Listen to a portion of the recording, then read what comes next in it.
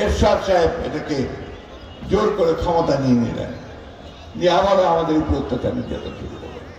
আমি কথাগুলো বলছি কারণ হচ্ছে কি, আমাদের একটু ইতিহাসটা জানা দরকার, অতীতটা জানা দরকার। রাতারাতি কিছু হয়ে যায়নি, দীর্ঘকাল দীর্ঘ বছর ধরে আমরা এখানে লড়াই করেছি, সংগ্রাম করেছি।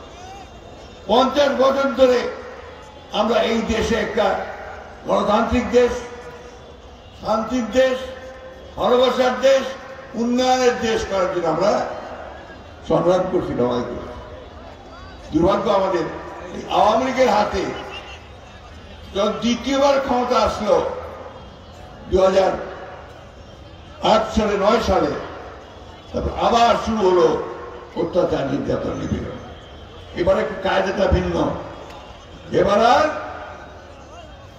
একদল ঘোষণা করে না, এবার দল রাখলো, গণতন্ত্রের একটা ফাসাদ থাকলো, ছদ্মবেশে শুরু হলো আবার সেই বাকশালী এক দলীয় ব্যবস্থা করার জন্য। এক এক করে আমাদের যে কেয়ারটেকার গভর্নমেন্ট একটা ছিল না, মনে আছে আপনাদের? ভোটের সময় একটা নিরপেক্ষ সরকার থাকবে, ফলে আমরা সবাই ভোট দিতে পারবো, এমন ছিল না? আমরা 3 বার ওইটাতে ভোট দিয়েছি, খুব ভালো ফলাফল পাইছি। দুঃখের কথা, আওয়ামী লীগ আসার পরে 2012 সালে সেই ব্যবস্থাটা বাদ দিয়ে দিল।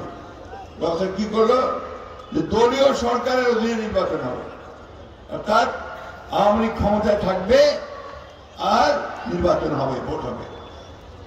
এখন শিয়াল যদি আপনার মুরগির খাঁচার মধ্যে ঢুকায় দেন, তাই তো করছে।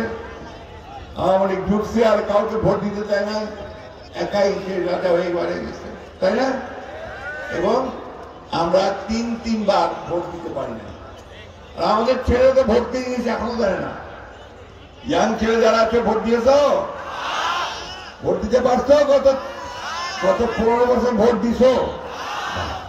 ভোট হয়েছে, কিন্তু 3 বার ভোট হয়েছে। আমাদের আওয়ামী লীগের ভাইরা তারা ভোটটা দিয়েছে, বলে দিয়েছে তোরা আসিবার দরকার নাই, বুঝিয়ে দিন। স্লোগান ছিল তখন,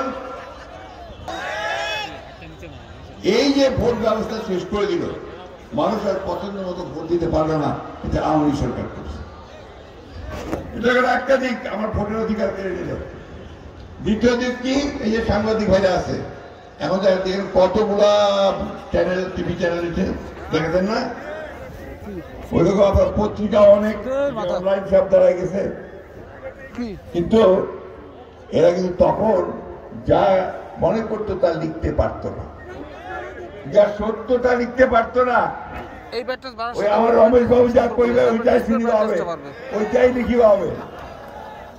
হাসিনা যা কইবে ওইটাই লিখিবা হবে, ওইটাই তো বলিবা হবে, তাই না?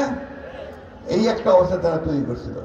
আর আমরা যা বলবো সেই কথা ছাপানো যাবে না, এই কথা বলা যাবে না, সেই কথা টিভিতে দেখানো যাবে না। এই করে আইনও তৈরি করলো যে ডিজিটাল সিকিউরিটি অ্যাক্ট।